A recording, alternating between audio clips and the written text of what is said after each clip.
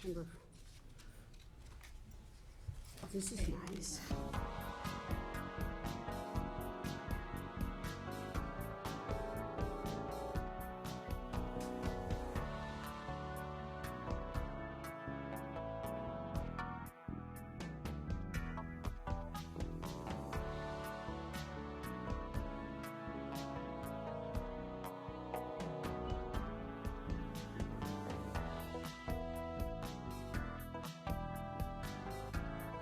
Are you ready?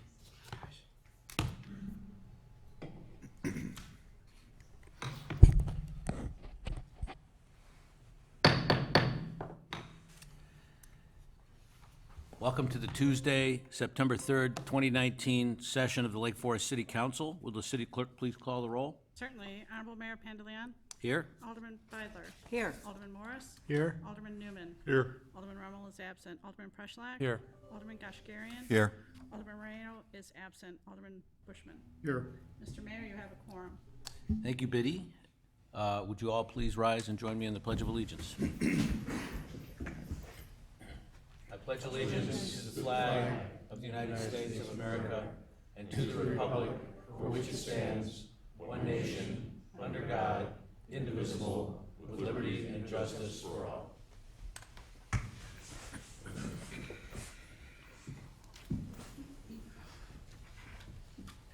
Well, first item on the agenda is reports of city officers, and I'm going to go first.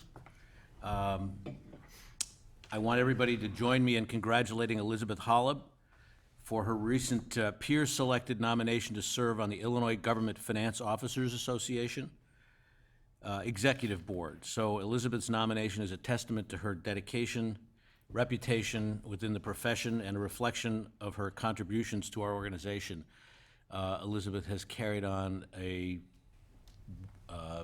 enviable tradition of winning the award for the best financial reporting package from this organization for, how long have you been here now? Been here 7 years. 7 years, and that is inclusive of some significant upgrades that she's introduced into our financial reporting packages. So congratulations, Elizabeth. I'm sure you'll serve the organization well.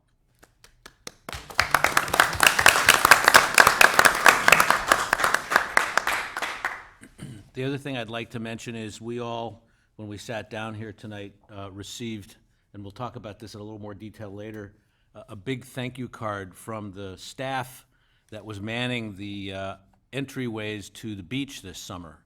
I was there last evening closing up, from going out on a little sailboat ride, and they were down, the guys were down, taking down the parking signs with all the information about when you could and could not park and when you had to have this kind of sticker or that kind of sticker. And I thought, boy, is that nice to see. Now, the North Road will be open, I think, within the next few weeks. We'll hear more details about that later. But those kids and adult supervisors did a phenomenal job dealing with some not always neighborly comments and opinions and attitudes expressed by some of our neighbors. So they did a wonderful job. They kept their head. They were firm, which sometimes when it's your best friend's dad who's yelling at you is a little hard to do. And I just want to thank them for thanking us for their, they're thanking us for our support of them. I think they should be applauded for doing a very tough job very well. So thank you for the thank you note, and we reciprocate. The next thing is board and commission appointments and reappointments. We have an appointment to the Board of Trustees Police Pension Fund, Robert Engstrom, and an appointment to a member of the Library Board, Joanne Desmond. So I would ask for a motion to approve these appointments. So moved. Second. Okay, we have 2 motions and 2 seconds, so you'll have to figure that. Sorry. All in favor? Aye. Any opposed? Okay, the motion carries. Congratulations, Joanne. That's going to be a very challenging position. The next item on the agenda is property assessments and appeals. We have a quadrennial year this year, which means every property gets reassessed. And Elizabeth has some hints for the public.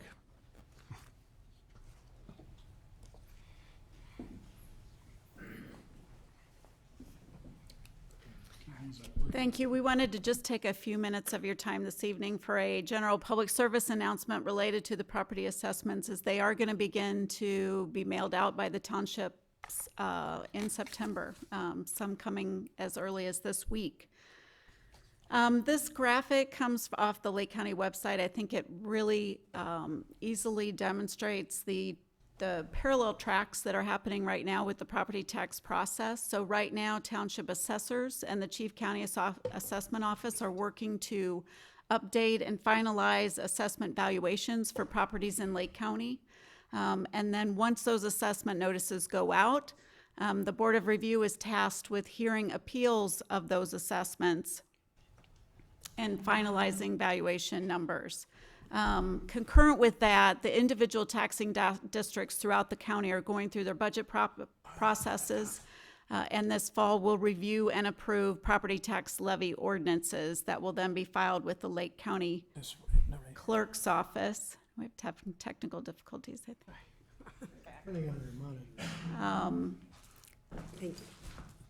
Beginning in January, the county clerk's office will then take the combination of tax levy ordinances and finalized assessment valuations from the two offices and determine tax rates based on levies approved by the taxing districts. And then the county treasurer's office is responsible for collecting those property tax payments and remitting them to the individual taxing districts. So as Mayor Pantaleon mentioned, 2019 is a general assessment year, a quadrennial reassessment, so every single taxed parcel in the county is assessed and estimated at its fair cash value as of January 1st, 2019. So they are looking at valuations at the beginning of the calendar year. That was most recently done in 2015. Assessment notices. So Lake County will begin mailing out assessment notices by township. The first scheduled township is Antioch this week. Concurrent with mailing out those notices or blue cards, those assessment amounts will also be published in a newspaper. This is just a screen print from the Lake County website, but you can go on and track on the Lake County website your particular township. And when they have a scheduled release date, you will see that posted. What's very important about this is that release note, the mailing and publishing of those assessment notices begins a very short 30-day appeal period. So property owners have 30 days on which to file an appeal if they wish to appeal the assessment on the blue card. The Chief County Assessment Office, there's a URL right here for the location, but if you go on the Lake County, Illinois website, go to the County Assessment Office area, you can see a lot of information about the appeal process. We've been informed that all appeals this year will have to be done online.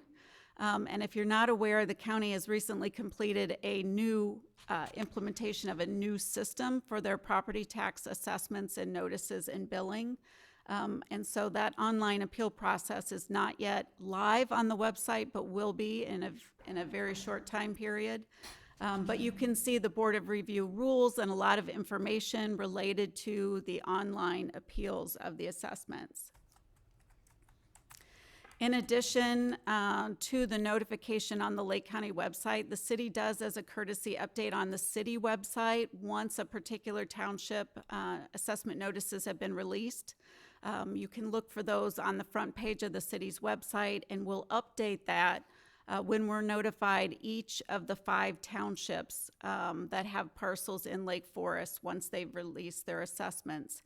And we also include in the right-hand column the deadline for filing an appeal of the assessment. So just a very brief commercial just to make everyone aware of what's happening, and the information will be coming out in the next 30 to 45 days and 30-day appeal period. Okay, thank you. Questions for Elizabeth? Okay, there being none, I would reiterate her suggestion that when the blue card shows up, you have 30 days. And if you don't make it in 30 days, you cannot appeal anymore. So don't wait for your tax bill to come. It's too late by then, so. Next item on the agenda is comments by the city manager.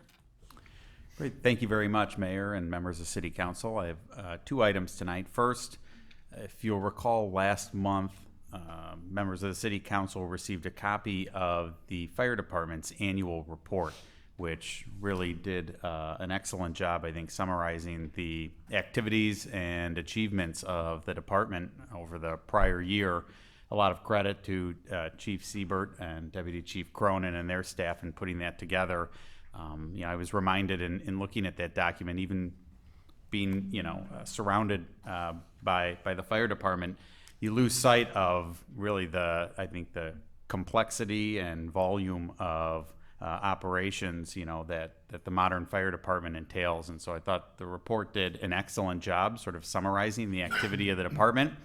And in that light, Mayor Pandeleon had asked for the fire department to perhaps share a summary of that report with the public so that the public, I think, could develop a sufficient understanding, again, of fire department operations. So here to present that tonight is our Fire Chief, Pete Siebert. Thank you, Mr. City Manager. Mayor Pandeleon, members of council, thanks for allowing us to come up tonight and just kind of briefly go over our annual report. This is our third annual report, and if people are interested in reading it in detail, it is located on the city website on the fire tab, and you can go in there and there's a lot more charts and graphics and some descriptions that I won't go in tonight. I'll just kind of hit the highlights. Just wanted to kind of go over our fiscal year 19 and some of the highlights and things we're proud to share with everyone here tonight. Before I start in it, I did want to note that Deputy Chief Cronin here, who has a big part in this, he coordinates this whole annual report. So with all the support staff that provides all the charts and graphics and that, he puts it together. I review it with him. I don't want to take full credit for this. He's got a big hand in doing it. So without him, I'd be lost on this one. So I started this one out with our mission, vision, and core values. The core values are the same as the cities, as you can see down there.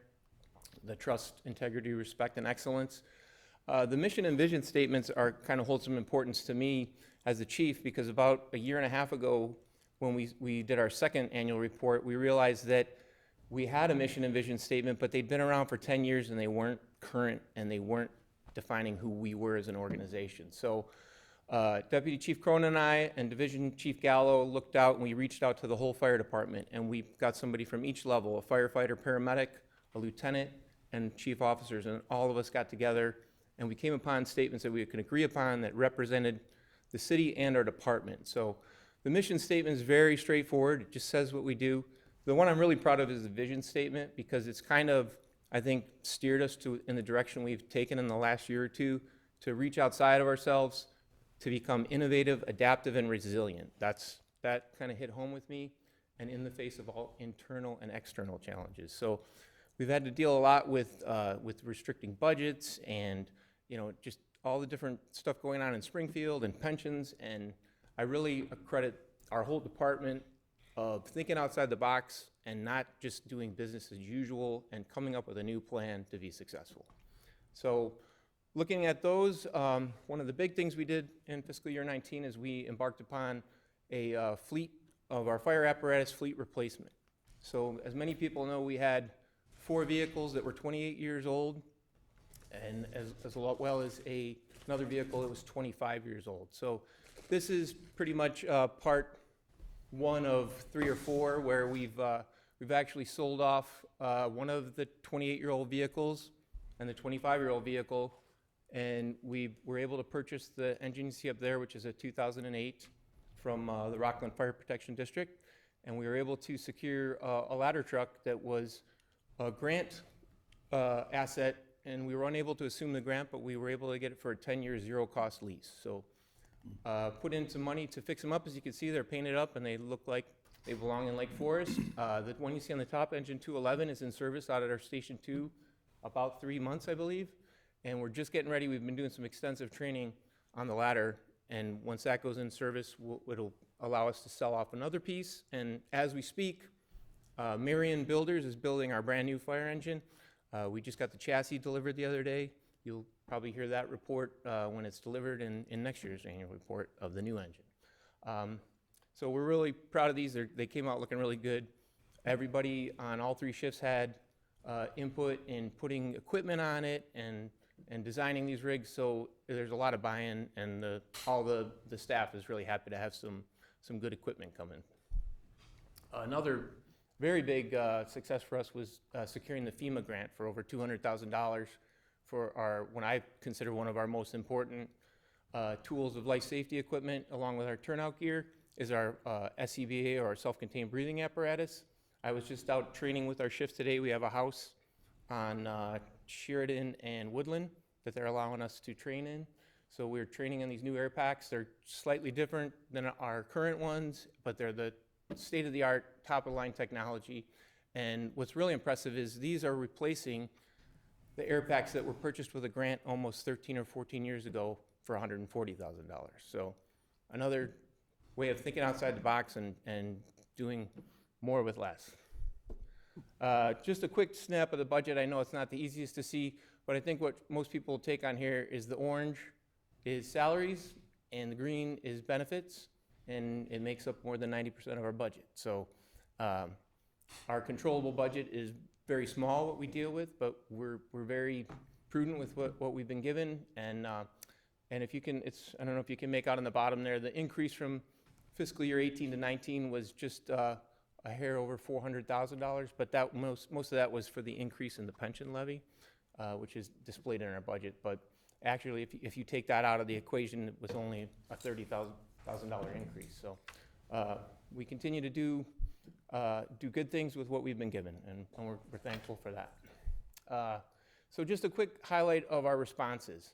I think a lot of people think nowadays that all the fire department does is ambulance responses, but you can see down below our call count for, we consider EMS and fire responses. So we are heavier on EMS at 1,994 calls with 1,498 fire responses. Those aren't all fires. It could be fire alarms, carbon monoxide alarms, or actual car fires. And as you can see up there, we did have a few fires in Lake Forest this year.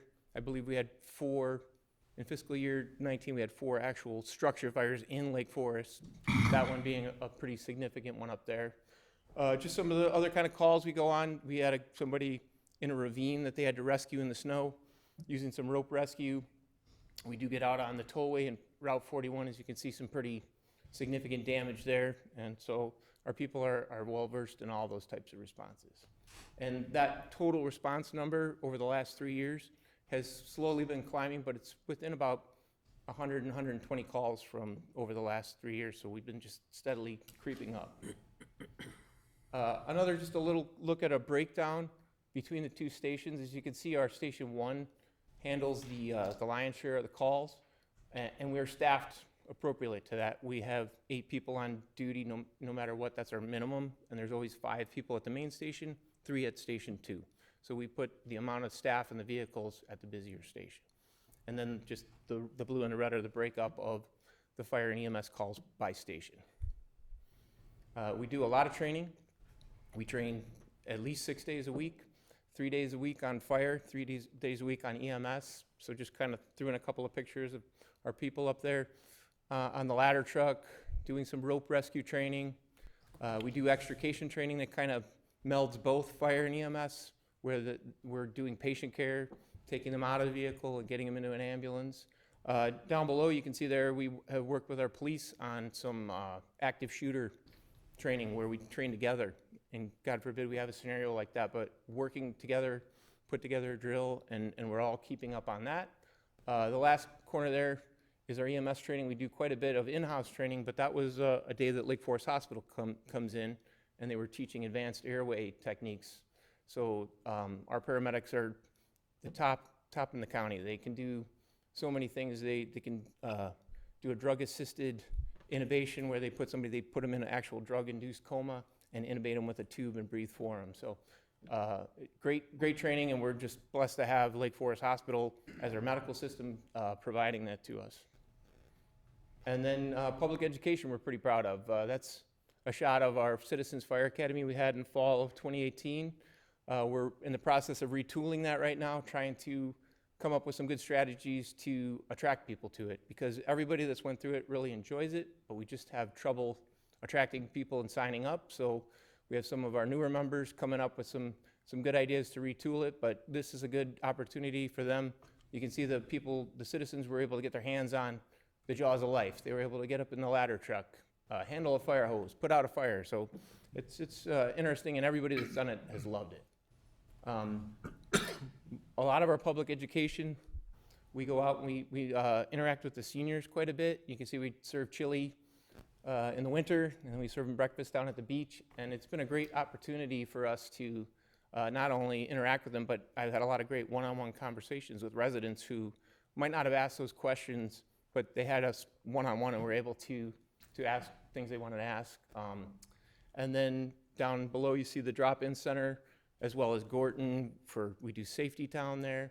And then every other year, we do an actual open house that we invite everybody to see everything we do. So the statistic down there below, we go with contacts. So 6,400 citizens contacted through our public education programs is pretty impressive. So we do reach a lot of people, and that's Mike Gallo, who runs our Fire Prevention Bureau. He's in charge of that, as well as doing inspections. Every commercial building in Lake Forest is inspected at least once a year. And in fiscal year 19, we were close to 1,200 inspections. So we're keeping busy out there. The last thing I brought up to here today is our specialized response teams. Deputy Chief Cronin is very highly active in this. And we have anywhere from 2 to 4 members on each team that are Lake Forest firefighters that are trained to be technicians in these different arenas. So there's a bigger county team that they're members of. If you see that picture there with the carnival ride, that was Lake Forest Days. Our technical rescue team guys invited the county people out, and let's train on saving somebody from a roller coaster or a Ferris wheel before it happens and know how to handle it. So that was a good training. Our hazardous material team, that's the ammonia leak that was up in Beach Park. One of our firefighters, our Lieutenant Mounts, is a hazmat technician, and he was the guy that actually got up in the suit and turned the valve off on that. As well as Deputy Chief Cronin was there in the command center, and Division Chief Gallo was the public information officer on that call. You might have seen the national news. He was taking interviews with that. So, and I think did we have an engine up there too, Kevin? Yeah, so we had about 7 or 8 people on that call in Beach Park that day. And so it's one of those, we help other communities out, and if we need them in that type of situation, they help us. You can just see some other doing like a confined space rescue with the tripod there. And then with being on the lake, the dive and side scan sonar team are very busy. We have 3 divers, they have state-of-the-art equipment, and then our side scan sonar guys, they locate stuff. We would be out on that lake for years looking for stuff, and they have all the top-notch equipment to find people under the water. Unfortunately, it's usually a recovery at that time, but very highly trained people, and great to have access to those teams. So I just kind of gave a brief snapshot of it. I didn't want to give it page by page because it's a little long, but if there's anything I didn't answer in my presentation, I'm happy to answer. Thank you, Chief.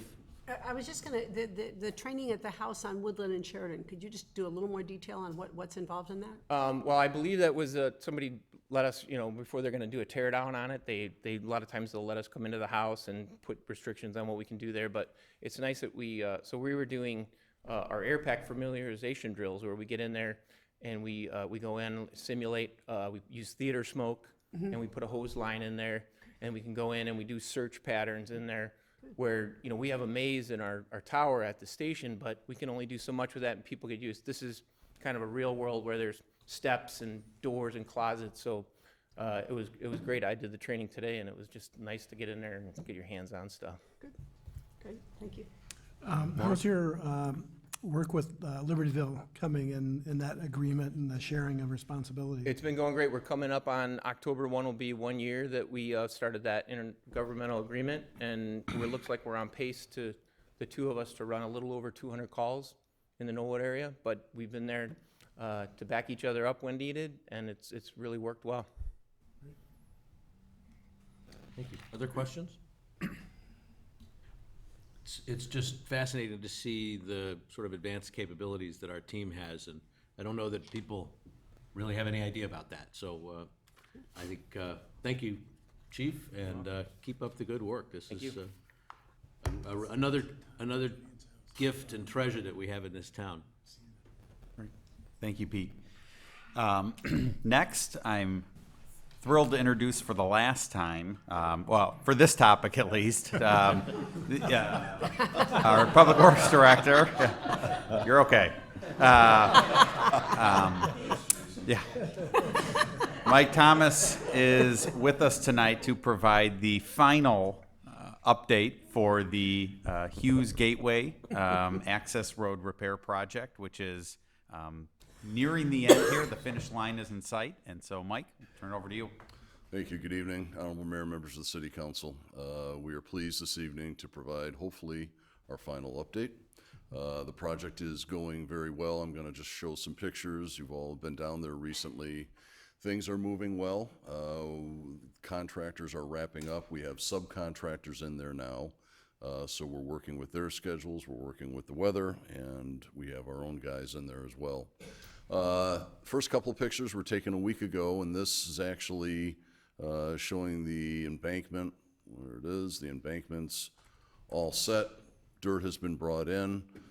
Guys in forestry and some guys from parks are working on seeding and blanketing and planting the embankment.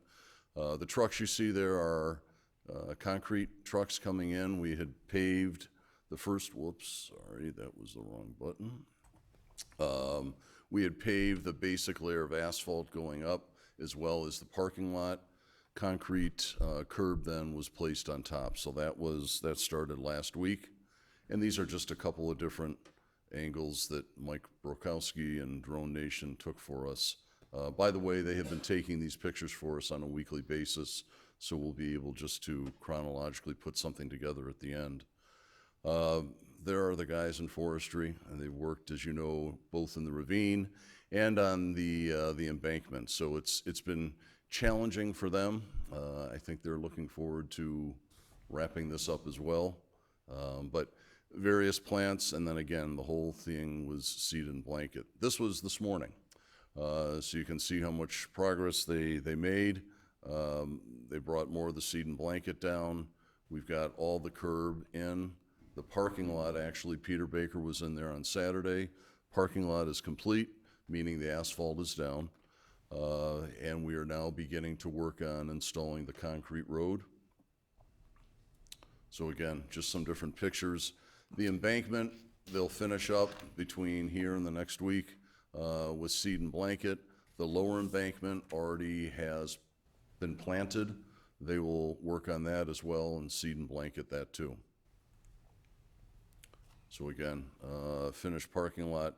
This was this morning where we were working on installing the concrete for the walkway coming down from the stairs going directly to the beach. And then they started pouring the roadway, which they will continue tomorrow. So that's just, again, a different picture, different shot. So what we have the guardrail installation. That will be happening next week. That'll happen on the east side. Once the concrete road, as I noted, the concrete road should be installed and completed tomorrow. We need to let it cure for at least 7 days. We always take samples of the concrete. We run what we call PSI tests. So we want to see what the 7, 14, and 28-day breaks are, what PSI they handle before they break. That tells us how quickly we can put equipment back on the road without damaging it. So concrete poured today, tomorrow. Guardrail will go in next week. Parking blocks in the parking lot on the east side, same as we've always had in the past. The roadway and parking lot will be striped. And then the planting in the embankment, but also the front entrance, the bend, the roadway, and then there's a little more to do adjacent to the parking lot on the east side, and then Forest Park as well. We've got a little cleanup that we need to do there too. Which leads us then to the opening and dedication of the Hughes Gateway. We have planned that now for Saturday, September 14th. We have invitations for you, for each of you. It will be at 10 a.m. right at the entrance up top. We'll block things off so we can stand in that area, and then have the dedication to Mrs. Hughes and all the donors, everybody that chipped in. And the reality out of this whole thing is that it has been a really big team effort. The contractors have done a wonderful job, the subcontractors.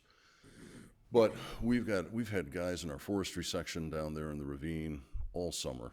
We've had guys from parks helping, guys from sanitation, from water sewer, from building maintenance, from streets, just jumping in when they needed to. And it's, in the end, that to me is the most impressive part, that we all, just like Route 60 median, just like East Side train station park, bike path, golf course patio, we all jumped in and helped get it to the point it needed to be. So very proud of everyone and all the work, and the community is invited out again next Saturday at 10 a.m. and we're all looking forward to that date and time, but there's a lot of work between now and then. Sun goes down at 8. We'll be there until the sun goes down for the next 2 weeks. But we'll get there. So with that, if you have any questions, I'd be happy to answer them. And I'd just briefly echo Mike's comments, but also acknowledge his role in coordinating a lot of this. It's easy 6 months ago to set a seemingly arbitrary completion date, but to see it actually come to fruition has been very impressive, and I know the work he's done coordinating with many different contractors and city staff, and so certainly a lot of credit to Mike and his team too, because it has not been easy, particularly in the last couple of weeks. I know it's been a long process, but we're very close. Thank you. Alderman Morris? I was down there yesterday. It's spectacular. It's just amazing what this is looking at with the plants and the roadway and stuff. It's really quite an achievement. And our landscape, and as I said, I shouldn't mention people because I don't want to forget people. But Cliff Miller, our landscape architect, he's done a wonderful job. Takes time, and he lays things out, and he changes things. But we've had instances where we've needed some last-minute surveying work. Pick up the phone, I call Mike Black on his cell, and bingo, within 20 minutes, his brother and the team come down and get survey points for us. We shoot them back to the engineer, put it in CAD, we do a quick redesign. It's just been, we've had local Carl Di Tommaso, excavator, who's come down and helped us a couple times. All of that stuff, and bringing different guys in at different points, it's been wonderful, because everybody is on the September 14th, we're gonna hit it. Come whatever, we're gonna hit it. You know, if I may add, you know, the entire team did such an amazing job, and I had the opportunity to go down there 5 or 6 weekends and just kind of snoop around, making sure that city staff knew I was there. And I've had several discussions with Cliff and the particularness that he has. He was accepting and not accepting certain soil to make sure that they would allow the native species they brought in would actually thrive or do the best they could. And having spent a little bit of time in that industry, I realized that the parameters that we laid out for them, planting in the middle of summer in heat, totally stressful situations. And, you know, the success is something that needs to be shared broadly with all of city staff. And I think they've done, you know, an amazing job with a real challenge. And, you know, I continue to be impressed with the job that you and your entire team has done down there. Thank you. Thank you. And we had Friday night, for example, we had soil on both embankments that we felt was not going to be good enough. It was mixed with gravel. We needed to get it out. Keno brought an excavator in. They were there till 8:30 Friday night. We had lights on.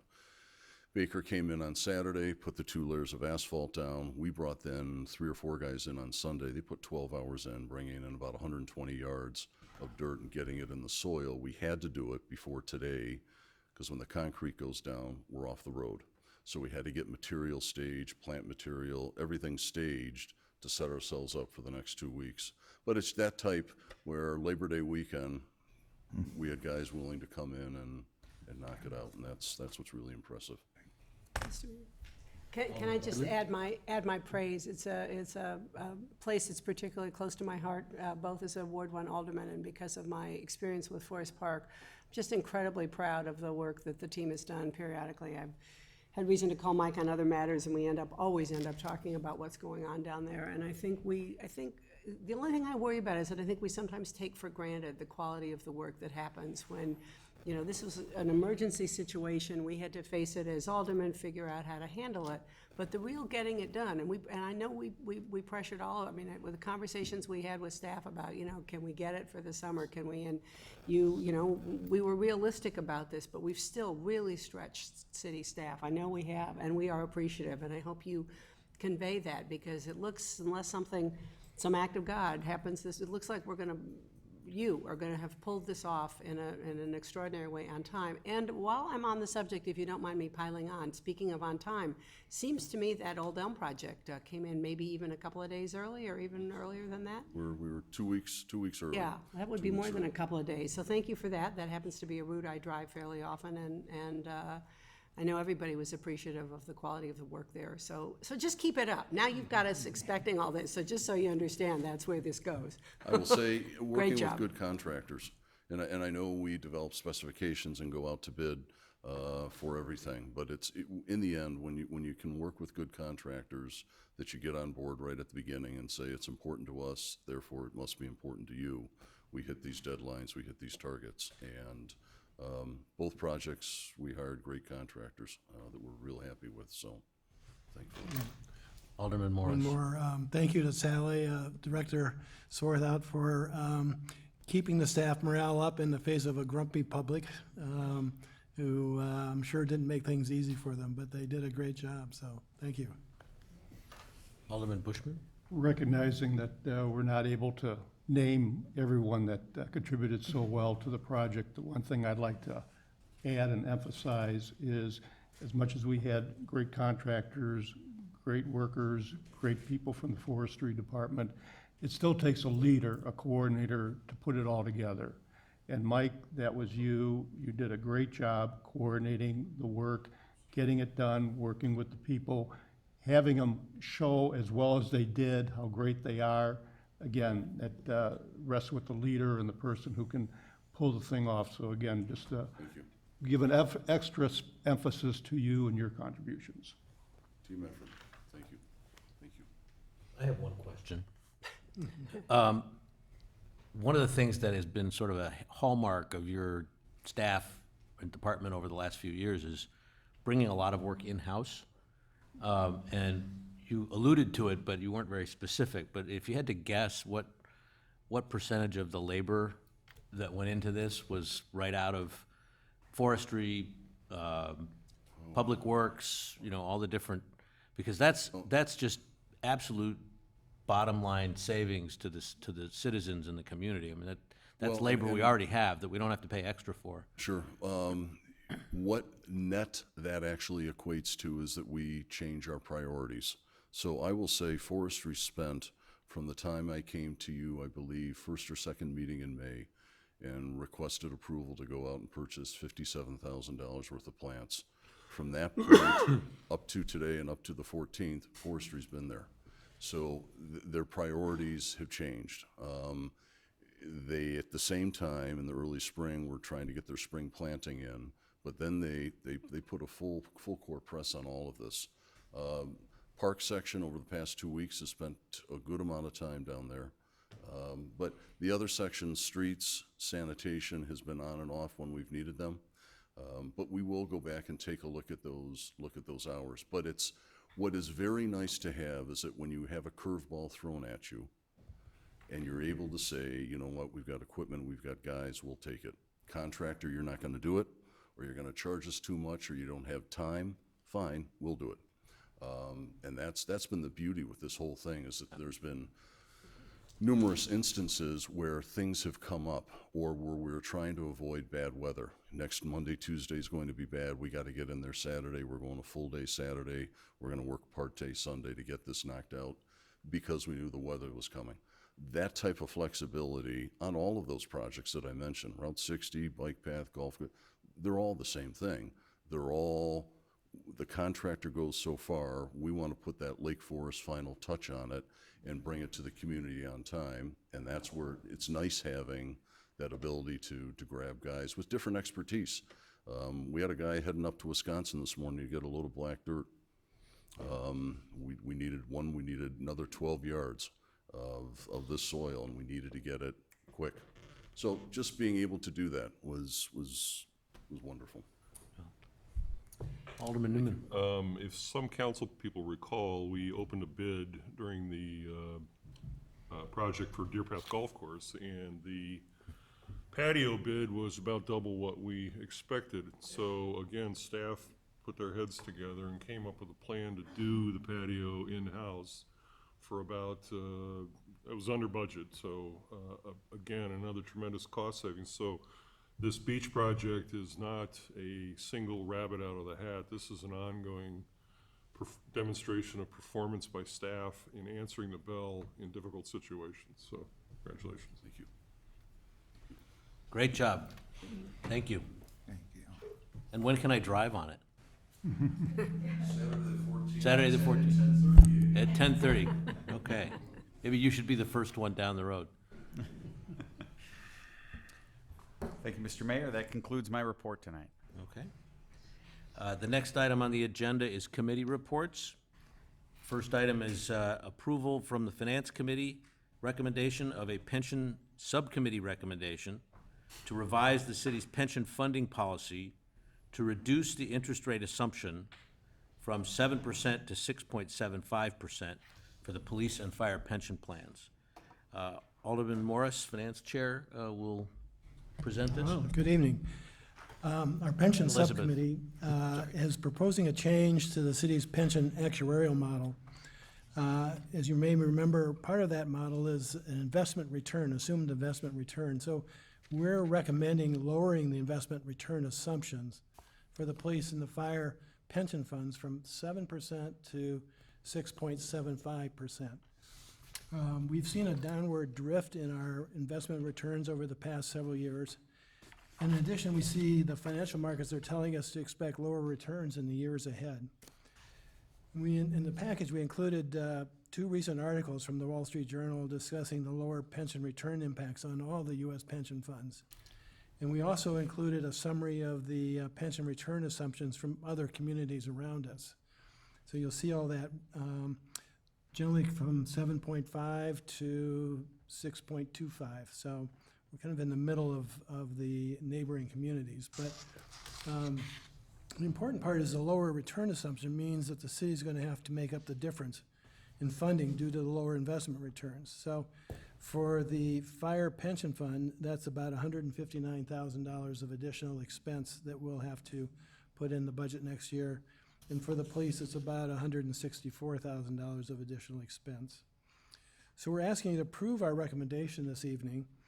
The recommendation is intended to give Director Holub the direction for budget planning in the coming year for the next fiscal year. We'll have a chance to review this recommendation in the coming budgetary workshops and other budgetary meetings we'll have leading up to the final city budget.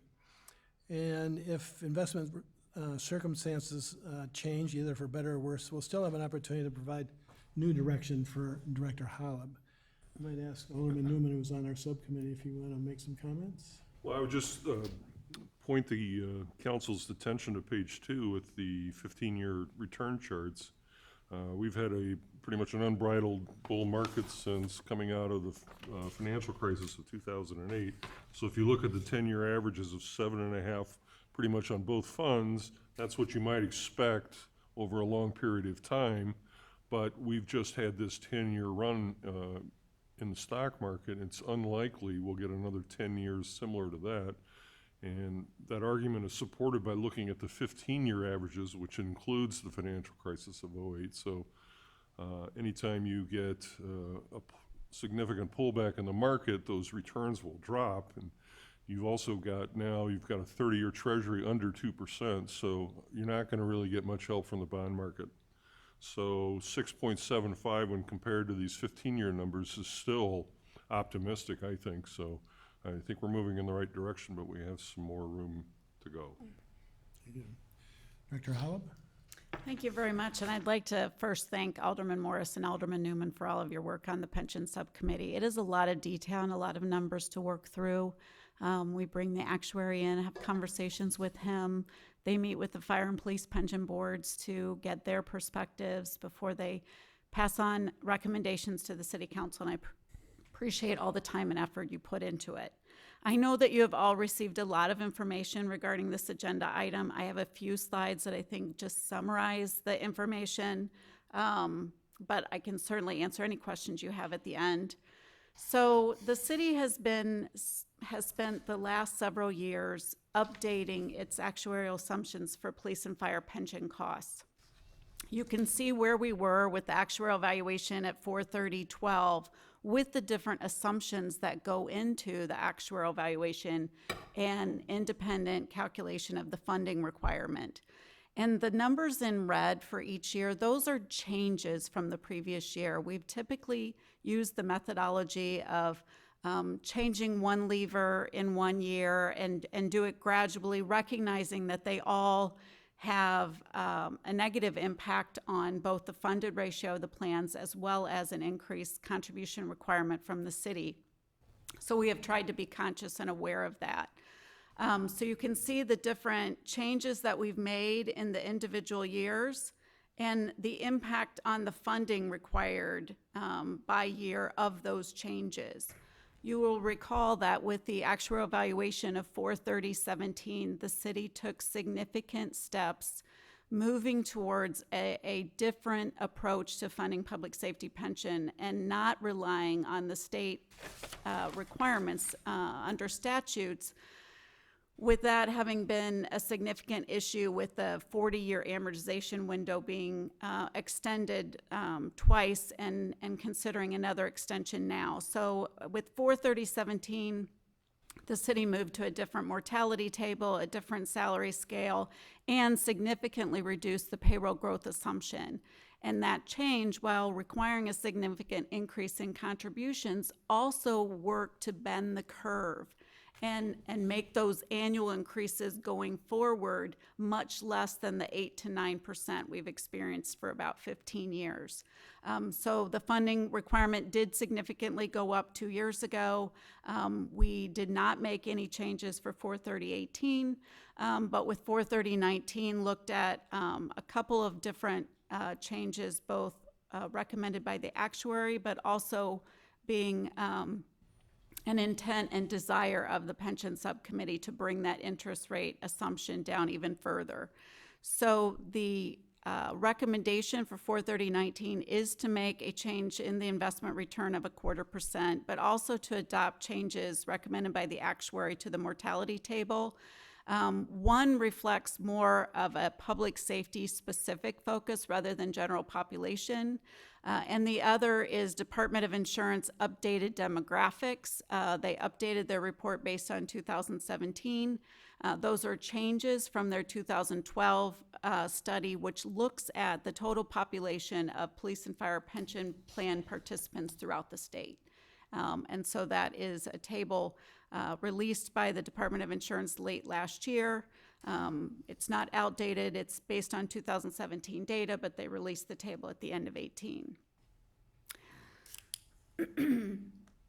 Despite increases in contributions, because of the more conservative actuarial assumptions, the city has seen a continuing downward trend of the funded ratio for both plans. This chart goes back to 1998. Ironically, in 1999, both the police and fire pension plans were essentially fully funded. But it took us a large dip in 2008, 2009 with the significant investment losses. And then beginning in 2013 with the city's intentional changes to actuarial assumptions, you can see that we've continued to see a downward trend on funded ratio. In looking specifically at investment returns, we wanted to show you several pieces of data related specifically to the Lake Forest Police and Fire Pension Plan. So as of 4/30/19, these are investment returns for each plan. As you know, police and fire pension plans have independent boards. There's a police pension board and a fire pension board, 2 active participants from the police and fire departments, 1 retiree from police and fire, and 2 mayoral appointments. And that 5-member pension board is responsible for investment decisions and managing the assets of the pension plans. So you can see for each pension plan the actual 1-year return for the year ended 4/30/19, and then some averages, the 3-year average, 5-year average, 10-year average, and 15-year average. We tend to talk about pension plans being long-term in nature, so you don't want to immediately react to either reductions or increases in investment returns. You have to look at the long-term nature, but you can see that with the 15-year average, police has earned 5.72 and fire has earned 6.21. As Alderman Newman noted, 35% of the pension plan assets for both of our plans has to be fixed income.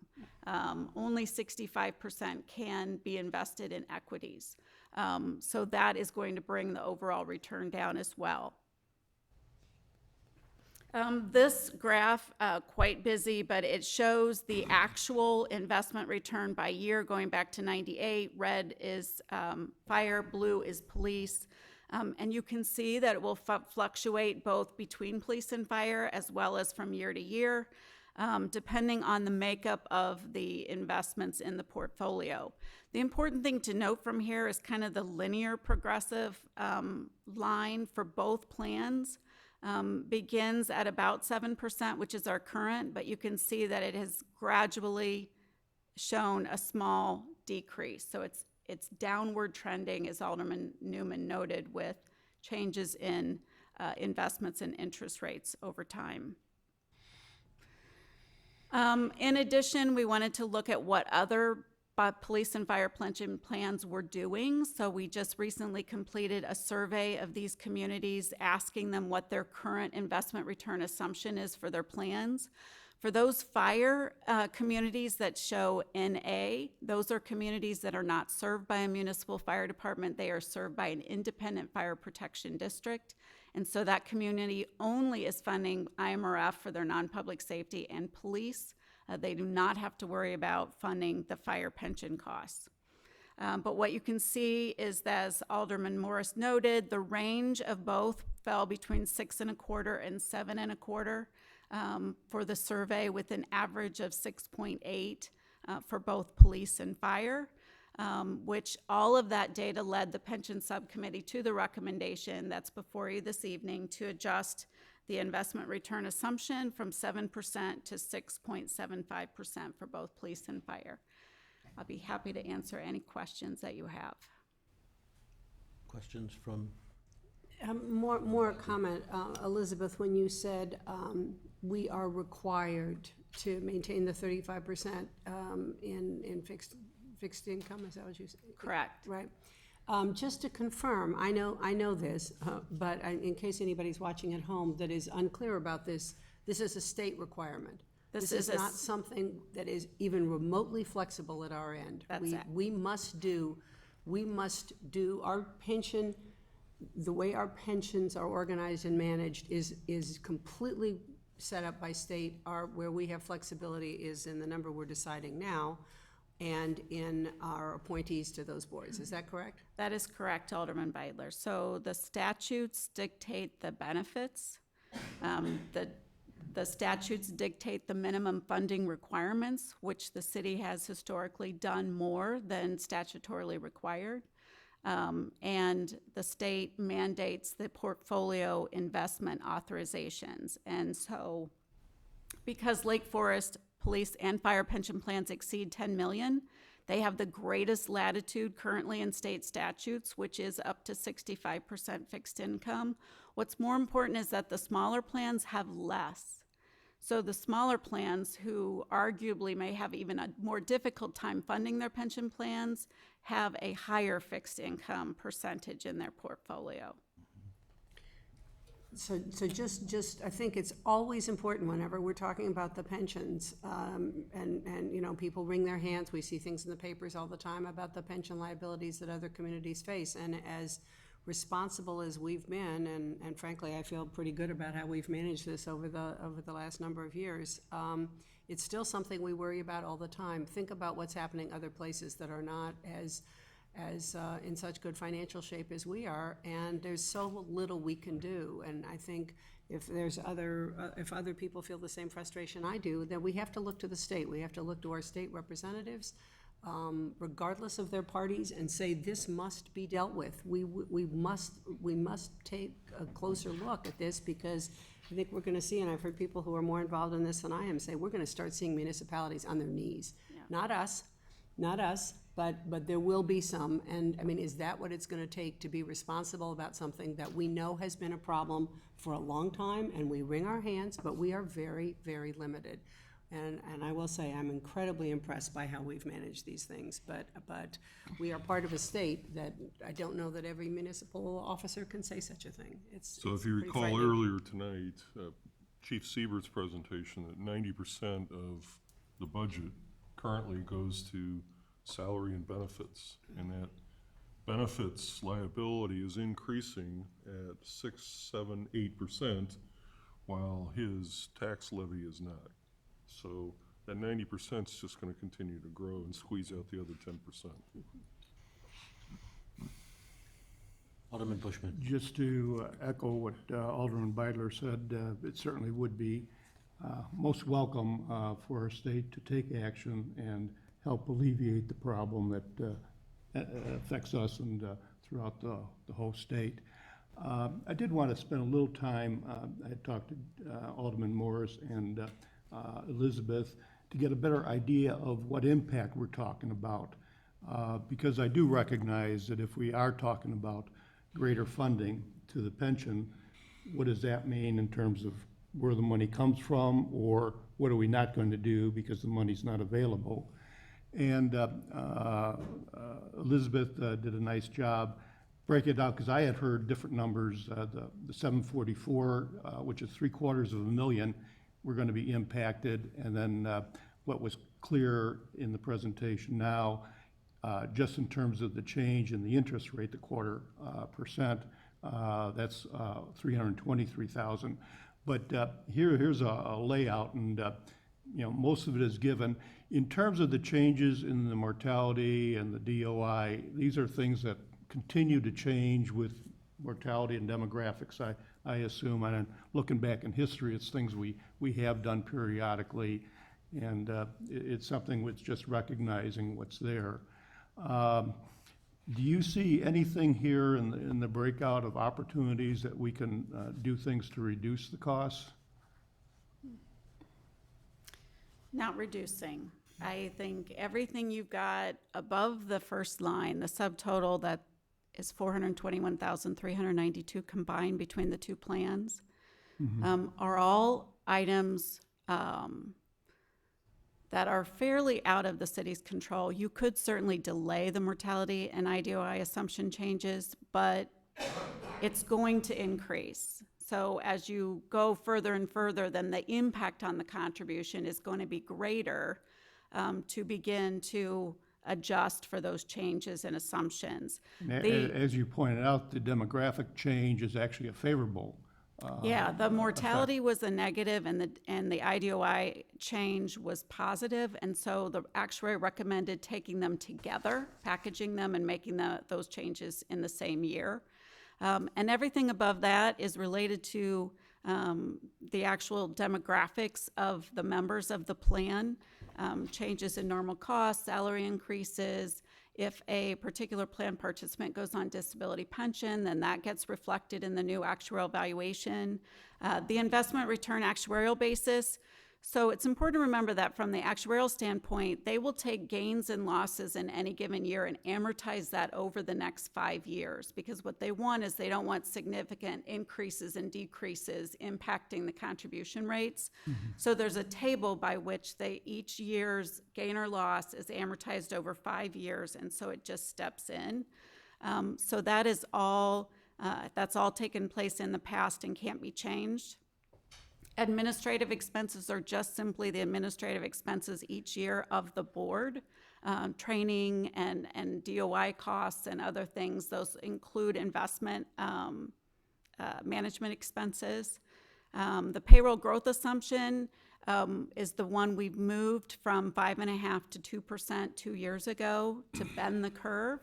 And so increasing that payroll growth assumption will reduce the contribution, but then increase annual increases going forward. So it would have a negative long-term impact. So that's why we've kind of subtotaled that, all those other items separate from the interest rate, so that you can see truly the financial impact of just the interest rate assumption change separately. And I understand that later in the budgeting process, where we talk about these numbers and the need to fund these levels, that's the time we talk about where we find the money to do that, or how we support that in the budget process. I do note that if you know, recognizing we are certainly in a low interest rate environment, we have been for a few years. It is trending down. How much lower it can get, who knows? And when it's going to change, no one knows either. But it is curious, over the last 3 years, we still were able, in that low interest rate environment, to exceed the 7.5% in both of the funds over the 3-year average.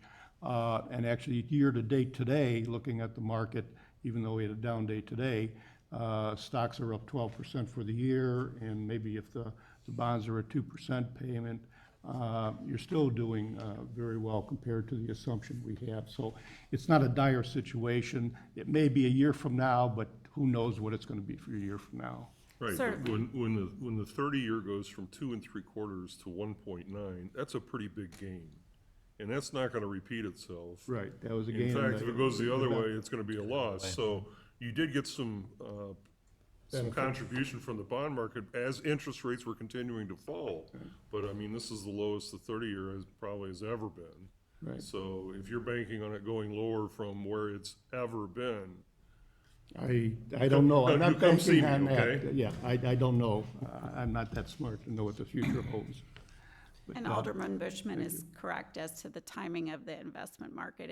It's interesting this year to note that we benefited significantly by being in April 30, because the calendar year communities were really clobbered with the losses in October and December, and didn't have that recovery from January and February to get factored in.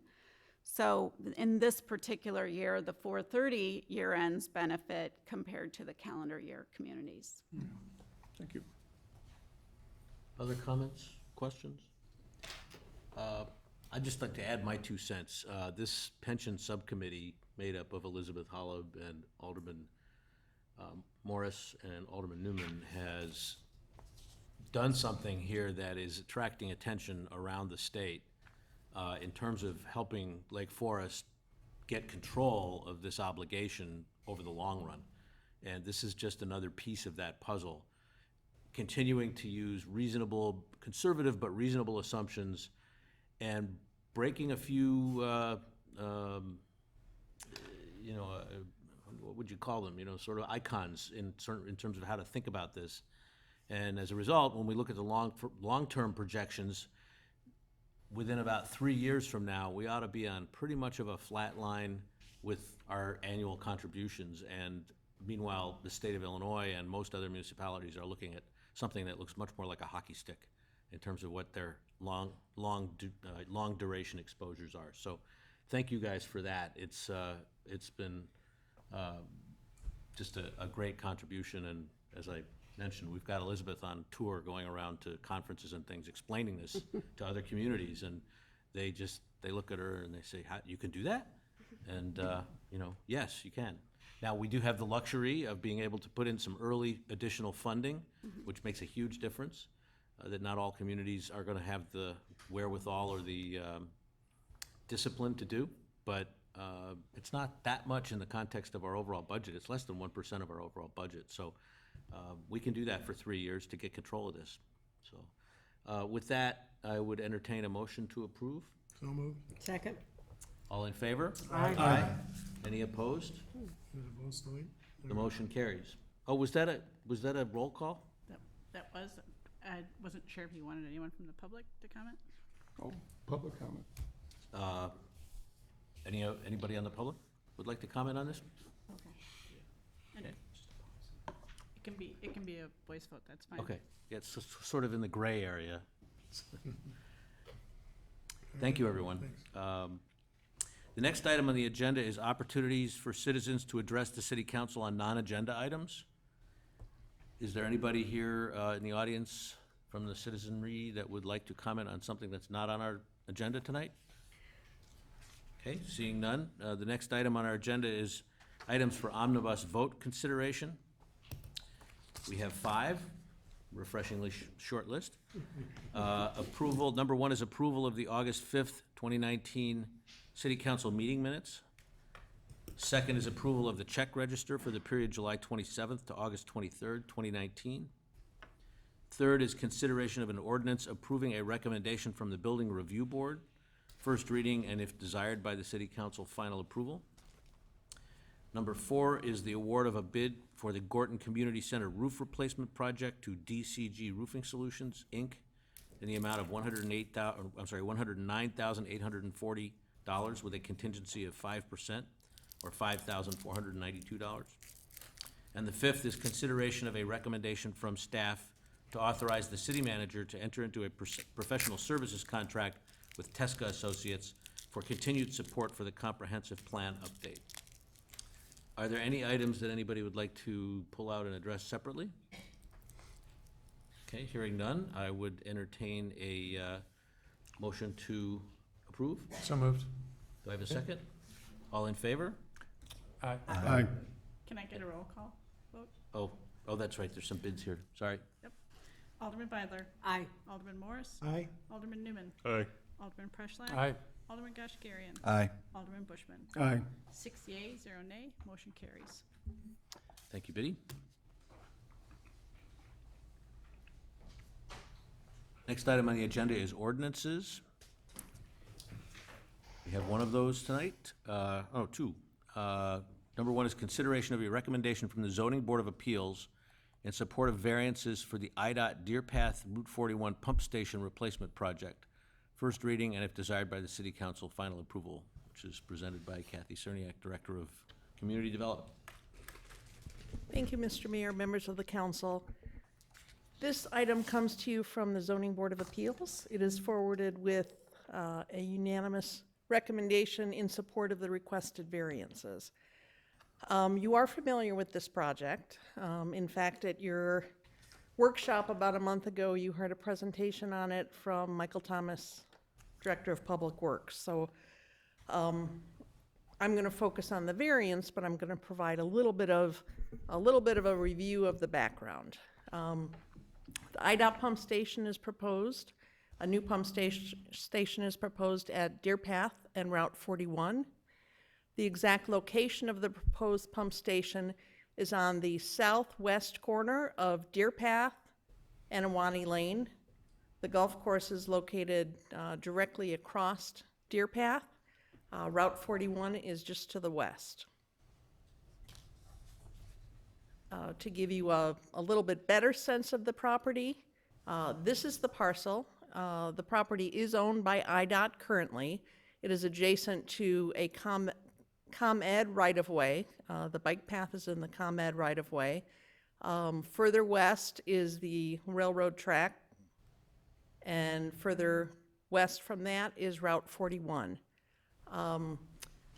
This property, you probably notice as you enter Lake Forest, and you have a wooded area here, and the property is located at a grade that is above the grade of Deer Path.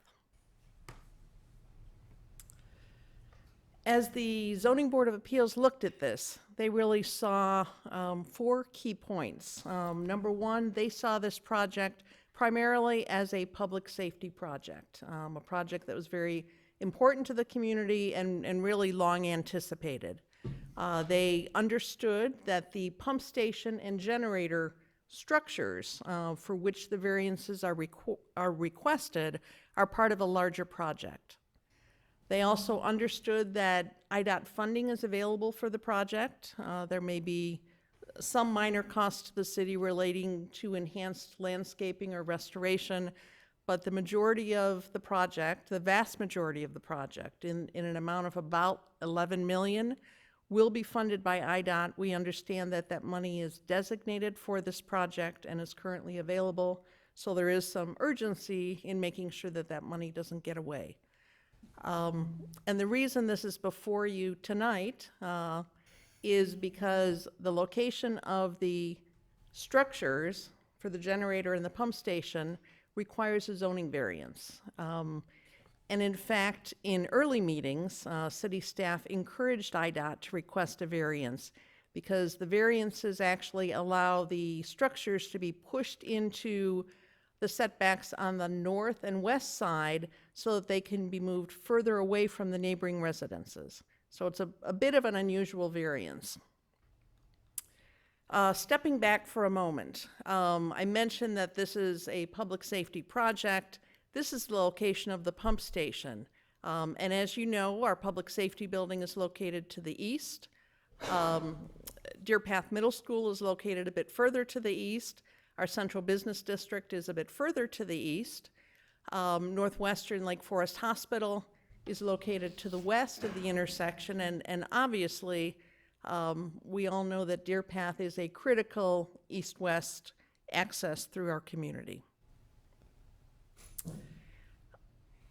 In the key points, I mentioned that this is part of a larger project. The focus here tonight is, as I said, on the variances, but just to give you a broader scope of the project, again, the pump station and generator building will be located here. Currently, the pump station is under the viaduct, below grade. This project will move the pump station not only out from under the viaduct, but also above grade of not only the elevation of Deer Path at that point, but also above the elevation of Deer Path as it's immediately adjacent. The project also includes relocation of a water main, a city water main that runs diagonally through this property. It includes slight shifting of the bike path that currently crosses this property. It includes the creation of 2 new ponds on the golf course. Sally Swarthout, Director of Parks, Recreation, and Forestry, and her staff have been very involved in the IDOT project on the details of those ponds. And the project also includes installation of a new storm sewer to the creek. So back to what we're here to talk about. This is the property. Deer Path is on the north side. Ahwahnee Lane is on the east side. There are homes on the east side of Ahwahnee Lane, and there are homes to the south. This small box in the middle identifies the buildable area for a community building. There are special zoning setbacks for community buildings. Community buildings are required to be a minimum distance of 50 feet from all property lines.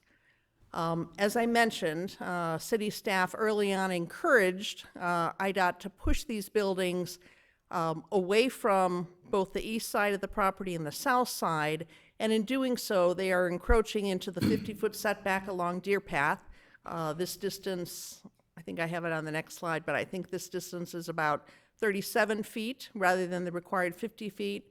And from the west, the generator building, I believe, is about 18 feet, and I'm sorry, the pump station building is about 18 feet, and the generator building is about 10 feet from the west property line. Both of the structures meet or exceed the 50-foot setback on the sides that are adjacent to the residential properties. And here's the actual request. Again, community buildings, the code requires 50-foot setbacks. As proposed, the buildings are set back 90 feet from the east property line, 75 feet and 50 feet respectively from the south property line, 18 feet from the west property line, 9 feet for the generator building, and 37 feet from the north property line. The Zoning Board of Appeals looked at this from the perspective of assuring that any impacts on neighboring residential development were mitigated. They looked at the location of the buildings. Obviously, that's what the variance is requested for. The zoning board understood that activity on the site will be very limited. After these structures are built, the structures will be transferred along with the property to the city of Lake Forest. This will be our facility. In talking with our public works staff, we would expect that our staff would be on site to check the facility about once a week. The generator would be exercised once a month for about 30 minutes. And perhaps quarterly, there would be a need to bring our Vactor onto the site to do some maintenance. So the activity levels on the site are fairly low. The Zoning Board of Appeals also talked about sound buffering, and they understood that both the pump and generator themselves are constructed with state-of-the-art sound attenuating materials. In addition to that, the city is requiring that those pieces of equipment be enclosed in masonry buildings. And landscape replacement, the existing trees and landscaping on the property are mostly non-native species of poor quality, and most of the vegetation on the site will need to be removed to allow regrading, relocation of the water main, relocation of the bike path. There may be some trees that are significant and healthy right at the corner of Awani Lane and Deer Path that may be able to be preserved, but to be frank, most of the vegetation will be removed. I will in a moment present a replacement landscape plan, which is intended over time to really re-landscape the perimeter. Obviously, at the time of planting, that full screening will not occur, but our Parks and Forestry staff are heavily involved and will be involved in selecting the species, looking toward native species, and assuring that the plantings occur in a way that allow the trees to mature fully rather than crowding them out. Just as an example, or just as a reminder, there are other pump stations in the community that are located near single-family homes. This is Sheridan School. We have a pump station right at this location in a residential neighborhood. And this pump station is at the west end of Old Mill, again, located fairly close to other residences. Those two pump stations operate without complaints from neighbors. In fact, we hear that at times when neighbors have parties or something is going on, that neighbors use those areas for parking. And finally, just wanted to show you the landscape plan that has been developed with our forestry staff. Again, Deer Path, Awani Lane, looking at extensive plantings along the Deer Path Road streetscape with the intent that these structures will be screened. Pavement will be added to the site really to allow our crews to access it. As I mentioned, the Vactor will need to get in there on occasion. We wanted to make sure that it was designed appropriately. The bike path will be shifted slightly to the south, and the existing vegetation on the southern portion of the site will remain and will be enhanced as necessary. So if you choose to do so, this recommendation, again, is before you for action. It would be appropriate to waive first reading and grant final approval. If you have any questions, I'd be happy to answer them. Questions from the council? I have one. So upon completion of the project, it's going to be transferred over to the city for ownership and will be involved with the ongoing maintenance with that facility. Any guesstimate in terms of what impact that's going to have, at least on a budgetary level? Is it going to be something that's relatively simple, that's well within our purview, or is it something that, you know, we need to keep on our radar 10, 15, 20 years down the road in terms of a pump replacement or something like that? I can't speak to the length of time the pump will, the life of the pump. I can say that in talking with Public Works staff, really the activity, the daily maintenance or the weekly maintenance around the pump station is pretty minimal. As we do with other pump stations, they're electrically monitored. We will probably send staff out to monitor the pump station once a week, and then there will be maintenance needed about every quarter. The life of the pump itself, 20 years? 20 years plus is the life of the pump. So yes, at some point that will be a cost to the city.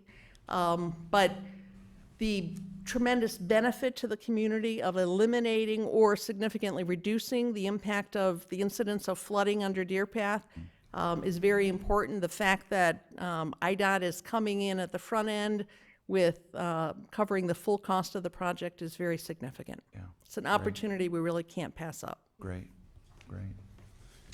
I have a question. Kathy, can you just talk about the timeline of the project, and then is there any way to accelerate it? Because, you know, you worry a little bit about the funding, if there's any risk with IDOT funding being pulled, or? The last I heard, IDOT was planning to go out to bid in January. Is that still the case?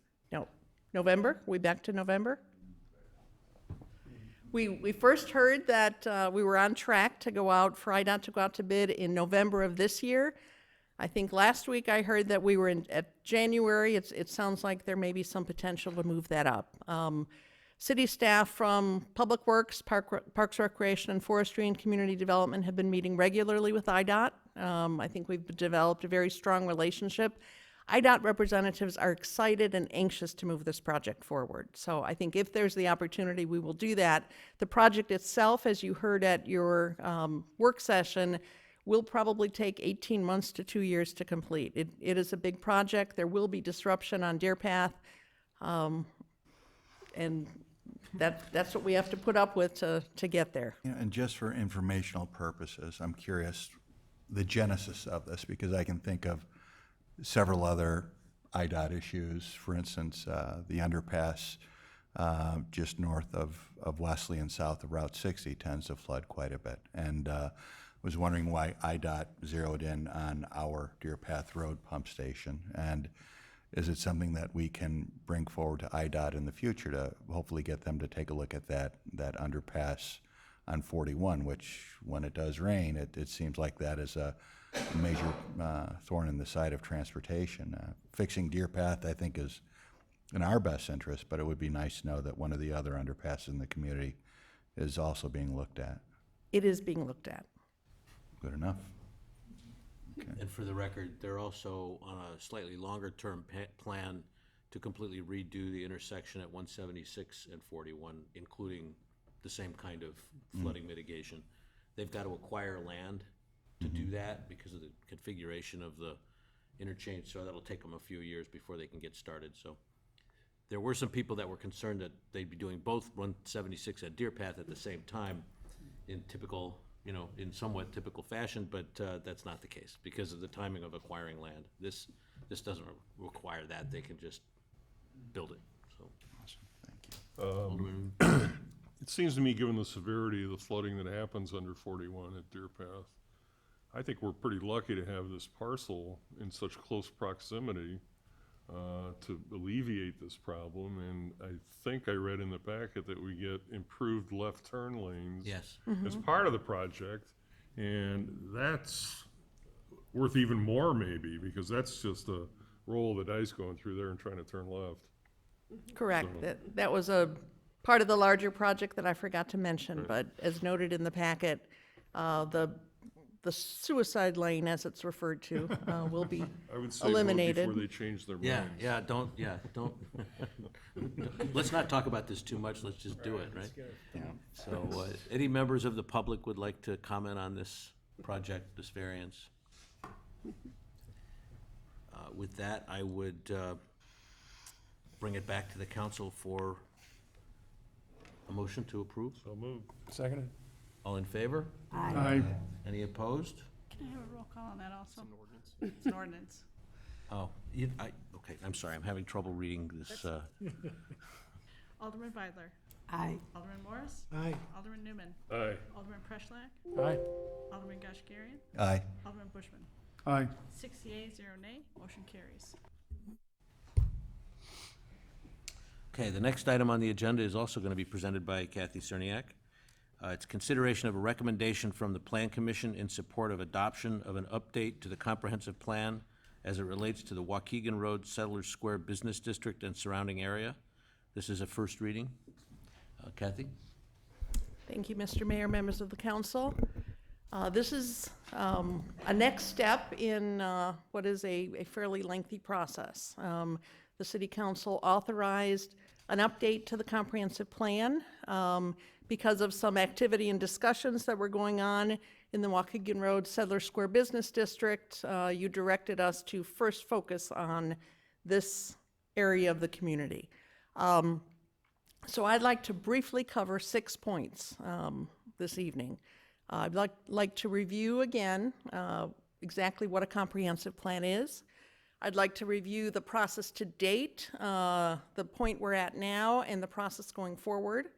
I'd like to speak about the updated plan as recommended to you by the Plan Commission, and then I would like to review the action that's requested of the council tonight, and then when this comes back to you for final reading.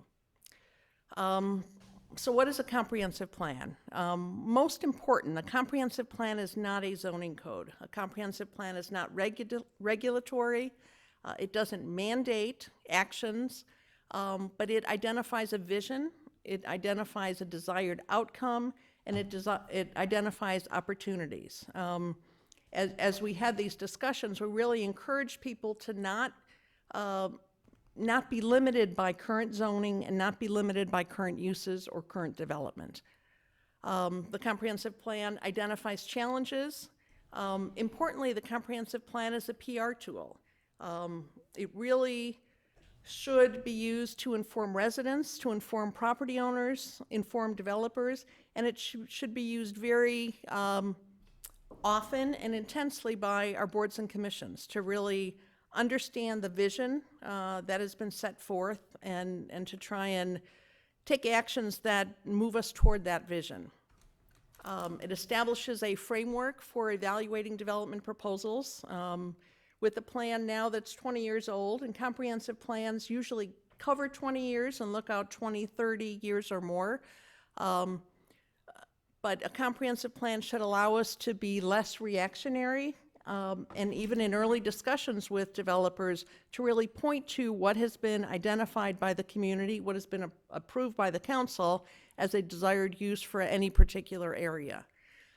Comprehensive plans should guide policy decisions, for instance, on whether or not to offer incentives for particular types of uses.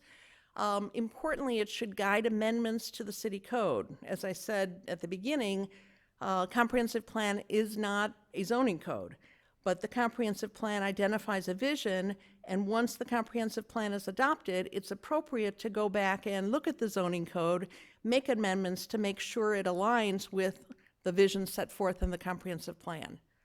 The comprehensive plan should also be used by staff and by the city council on a regular basis to make decisions about infrastructure, public safety, parks, and budgeting decisions.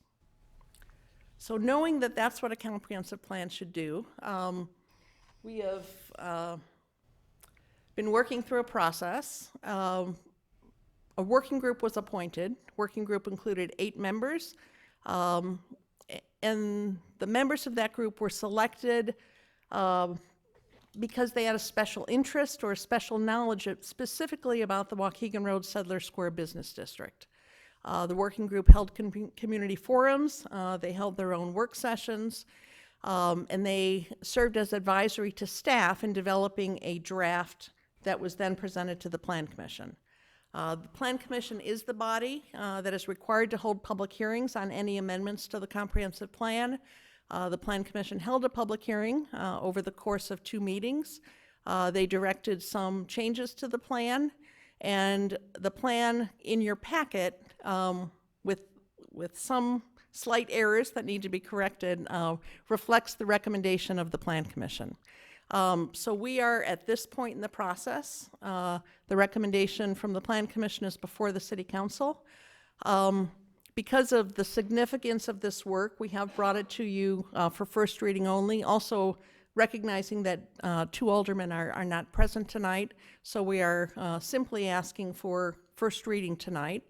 And then off the page there, once you do move forward with adoption of the update to this chapter, the implementation of the comprehensive plan spans many years, but there are some recommendations for short-term actions that the Plan Commission and staff also are recommending that the council take action on. Action on those will occur after final adoption of the plan.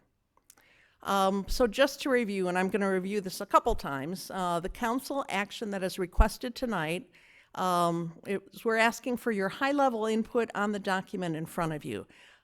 Did the working group and the Plan Commission land on the appropriate fundamental concepts, which are detailed in the plan? Do you agree with the land use designations that are outlined in the plan? Do you agree overall with the desired outcome for the area?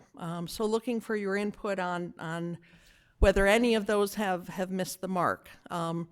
Certainly, if there are individual comments or wordsmithing, happy to talk with any of the aldermen between now and when this comes back to you, which will be the first meeting in October. If you are comfortable with the document and after providing any direction for refinement, you could move forward with approving first reading tonight if the council is comfortable in doing that. And you can also provide input on recommended next steps, which we will review. I would appreciate your comments on those at this early meeting. So just to review a couple of, you received the comprehensive plan in your packet. I'm not going to review it all, but just to speak to fundamental concepts, land use designations, and some of the circulation discussion that occurred. Fundamental concepts. In summary, both the working group and the Plan Commission recognize that although the current comprehensive plan speaks to the fact that the Waukegan Road Business District is intended to meet the needs of the immediately surrounding area, both groups recognize that in order for that business district to thrive, to be vital, we really need to acknowledge it needs to draw from a larger area.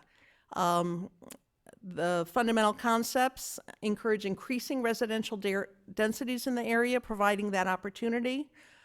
Strong support for providing opportunities for mixed-use development. Recognizing that over time, some of the existing developed properties will have opportunities for redevelopment. The plan speaks to striking the proper balance between retail and non-retail uses, recognizing that one of the drivers for moving this discussion forward was Chase Bank, and an interest in really looking at whether the zoning code can include some language that could strike an appropriate balance. We did hear on the other side of that from some property owners and developers that we need to be careful about not being too restrictive. That will be a discussion that will come later if you direct staff and the Plan Commission to do a review and update of the B1 zoning district. Fundamental concepts encourage low-impact uses that don't have strong negative impacts on surrounding residential from noise, from lights, from late-night activity, from public safety basis, or significantly increasing congestion. There was a recognition that this area is a major transportation corridor, and that in and of itself brings some issues and challenges, but recognizing that aspect is not going to change. There was discussion about encouraging partnerships and collaboration, whether it's sharing parking, whether it's looking at consistent signage designs, and then interest in establishing an identity. And there was an interesting discussion before the Plan Commission about what comes first. Do you develop a customer base first that will then encourage businesses to locate there, that then helps to create the identity, or is it the other way around? I don't know that they solved that, but it was an interesting discussion. So moving on to land use designations, and again, I won't go through this in detail. You have the greater detail in your packet. But just to review, this is Waukegan Road, the railroad tracks, and this is Everett Road. The pink area, which includes Sunset, St. Patrick's Church, the former Lovell's building, and really includes all of the Archdiocese property and some abutting residential properties, as well as the property on the southeast corner of Everett and Telegraph, are all zoned for are all designated for mixed use. In addition, the city-owned parcel located on the northwest corner of Telegraph and Everett was the subject of much discussion. And in the end, the Plan Commission landed on the fact that that also should provide the opportunity for mixed use.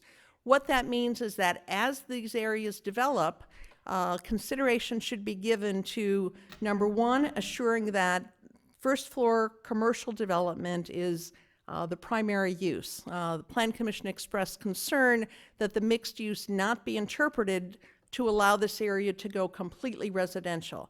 But the idea was that by allowing mixed use, there could be commercial with some residential development, knowing that residential development will support the businesses. The area on the west side of Waukegan Road, as recommended, is designated for commercial, with the primary uses being retail and restaurant, secondary uses being office. Again, recognizing that offices, banks, healthcare do bring employees who help to support businesses. This area was not identified as mixed use because of its narrow configuration and its location between Waukegan Road and the railroad tracks, which makes it not an ideal location for residential. I neglected to mention that the parcel that is on the southwest corner of Conway Road and Waukegan Road was also designated for mixed use, recognizing that Pine Oaks right across the street could provide an opportunity for face-to-face residential. So that was thrown into that as well. The existing developments are shown in this lighter green, just to acknowledge that there are some alternative housing types there, attached housing, multifamily, at some higher densities. Pine Oaks density is 5.5 units an acre. Wood Creek Court is 2 units an acre. Lake Forest Chateau, 4.5 units an acre. Old Colony Square, 6 units an acre. And the Villa is 12 units an acre. So in the discussion, some people were surprised to understand that there are some higher densities in the area. That discussion became important as the working group and Plan Commission looked at this 10-acre parcel. It is primarily vacant. There are 2 deteriorating single-family homes that front on Everett Road. The parcel has been the subject of discussion over the years. It is currently zoned for 1.5 lots, consistent with the Evergreen subdivision to the east and to the south. There was recognition that an 1.5 designation for that property is really not appropriate. So this is identified as transitional residential, recognizing the higher densities in this area and the lower densities here. The plan also encourages a future developer to explore the opportunity to perhaps integrate some development on that parcel with the existing developments to the west. So that's the transitional parcel. The remaining area is all city-owned land. The train station is here. Surface parking lots are in this area. Fire station is in this area. That area was acknowledged as an appropriate location for community events in the short term. But looking longer term, that area was identified as really being an area that could support, that could meet future parking demands. With the interest of not building more surface lots, but really looking at the opportunity to do above grade or below grade parking if in fact there's a demand, And again, looking out long-term, perhaps some opportunity for some mixed use in this area. On the south side of Everett, this area was seen as really being retained just for surface parking because of its proximity to the railroad crossing. So there was a lot of discussion about what the area could be. There was also discussion about infrastructure and circulation, a lot of discussion about crosswalks, improving the visibility, awareness, looking perhaps at design features that could encourage traffic along Waukegan Road to slow down. There was discussion about talking with IDOT about reducing the speed limit, but the real way to do that is to give people a reason to slow down. IDOT may not be willing to change the speed limit, and even if we do, it takes more than a sign. Over the long term, there was interest in acknowledging this may be a long way out, but in eliminating at-grade railroad crossings. And just a quick look at some of the key pedestrian crossings that were identified. Again, Waukegan Road, Everett, looking at 3 areas along Waukegan Road, Gloucester Crossing, Conway, and Everett. And then also there was recognition that we have a number of crosswalks on Everett, and just discussion about looking at lighting, looking at signage, looking at pavement marking, maybe looking at a consistent crosswalk painting that might identify this area, unify this area in some way. So again, I'll review. Council action requested tonight is high-level input on the concepts in the plan. If you're comfortable, provide direction and approve first reading, and then recommended action steps. Again, for your thought tonight, action at your next meeting, but just some thoughts from both Plan Commission and staff on important, immediate next steps. The Plan Commission felt very strongly that they should be directed to review the B1 zoning district. Currently, it doesn't align with the desired outcome. So looking at what are the uses currently permitted? Is there a way in the zoning code to not only regulate but also offer incentives? That could be through increased density allowances if certain uses are included. It could be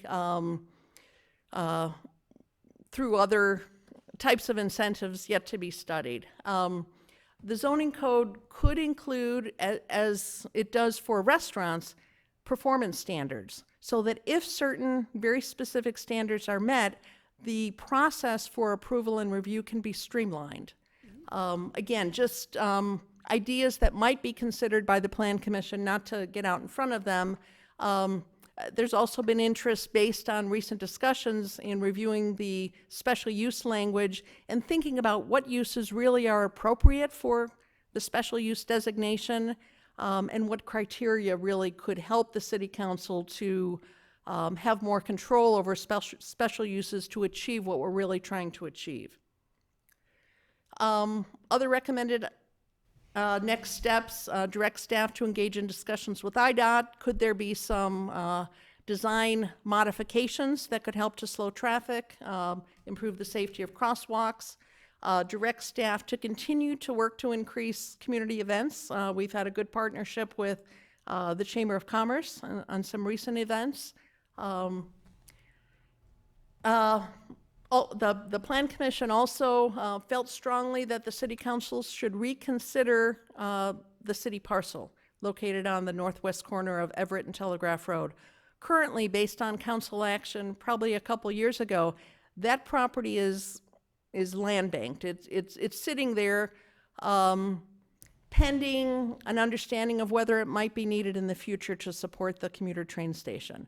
Both the working group and the Plan Commission felt that the existing parking lots could be enhanced if needed to provide additional parking, and that there was an opportunity on this site to allow mixed-use development or some moderate density housing or some other development, but to go out to the market and really get an understanding of whether there's interest and creative ideas. And finally, it would be appropriate to direct staff to once the comprehensive plan is approved, to inform the affected property owners, particularly the owner of that 10-acre transitional residential property, so that that owner is aware that the property could be marketed in a different way. And I will end, again, just reiterating the action requested tonight. I'd be happy to answer any questions, but more importantly, listen to your comments and make note of any changes that we should make between now and October. Thank you. Thank you, Kathy. Are there any comments or questions or observations from the city council? I'm a little bit curious on the special use. Can you drill down on that a little bit, or were there specific language changes? And I will say, on my mind is the parcel on Everett, on the southeast corner of Everett and Waukegan, which has been vacant for so long, and whether, you know, did we get any learnings from our experience with that in terms of what, or how, in terms of guiding what the special use might? I'm not even sure that came up that often, but it's on my mind. I think the interest in encouraging the Plan Commission to consider the special use provisions in the code really was driven by the discussion about Chase Bank. I think there was some thought that a bank is a special use. If we checked off the criteria, we were required to provide or to approve a bank, even though there were other banks in the area. I think directing the Plan Commission to look at both the B1 district and the special use provisions will answer the question, what uses should really be special uses? Or should some uses not be allowed? Or should some uses be required to be separated by a minimum distance or something else? Should there be something more objective? And for uses that are determined to be appropriate for a special use designation, what are our criteria adequate to really allow a comprehensive review? So I don't know the answer to your question, but the Plan Commission would have that discussion. It's great. Do you mind, Mr. Sure. Mayor? Go ahead. It seems to me that I recall, I wasn't part of these discussions, but that city-owned parcel had been considered for low-income housing of some sort, or affordable. I guess affordable is more of our And that was language here. before it was more recently designated for land bank, but you are correct. This property was was proposed considered for undesirable for 16 that, rental units. Settlers Green was the name. Yeah. And it involved affordable housing and some outside agencies. That project did not move forward. Subsequent to that, the city council at that time decided to simply hold that property. And now that question is being posed to you as part of this plan. Is it appropriate to hold it, or should we look at an opportunity for mixed use? Interestingly, that property today is zoned B1. So if it were marketed today as B1, B1 actually allows commercial and some residential. So the Plan Commission thought it would be interesting to see if there was any interest, and if some development there, again, could add to the vitality, add to the density of this area, and help achieve the vision.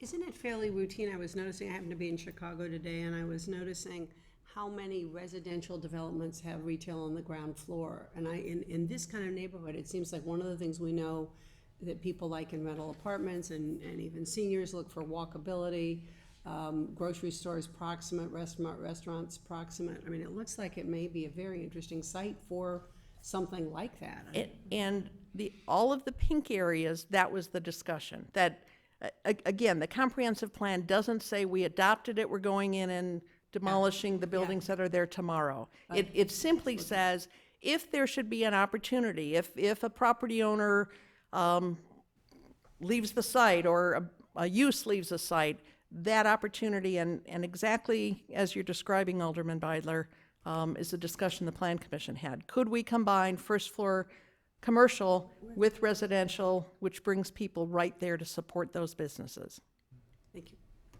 Yeah, Kathy, I'll just give you my feedback. I mean, I'm very comfortable just with the direction and what you've asked us to provide in terms of feedback. I'd like to thank the working group.